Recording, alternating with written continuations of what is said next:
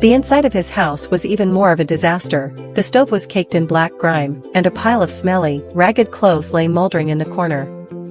Yet he continued his idle ways. In the mornings, he'd squat by the mill watching the donkey turn the grindstone. At noon, he'd loiter around the blacksmith's shop listening to the clanging. In the evenings, he'd gather with other idlers at the tavern door to chat. Even if he was hungry, he still had to be part of the action. That winter was especially harsh.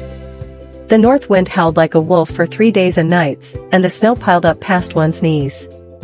Defoe huddled in his drafty thatched cottage under a tattered quilt, his stomach cramping with hunger. He searched every corner but found only a piece of hardened cornbread, frozen solid as a rock. Gnawing on it made his gums ache. He thought about borrowing some food, but everyone in the village knew his reputation. Swallowing his pride, he knocked on Aunt Lee's door. She saw him shivering from the cold and brought out a bowl of hot porridge, but her face was stern.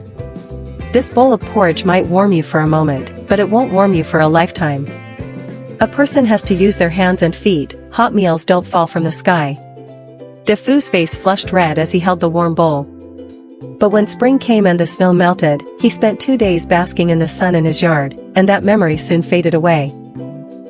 It wasn't until a heavy storm collapsed the wall of his hut that he stood in the rain clutching his bedroll and realized, aside from his lazy bones, he had nothing at all. Later, the villagers often saw a vagrant wandering around town. That was Defoe.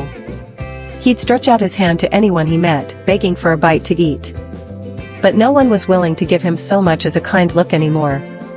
Idle and shiftless. This describes someone who wanders about idle and unwilling to work. This story teaches us.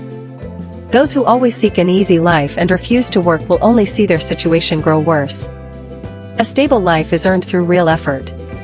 Those who expect gain without labor will end up with nothing.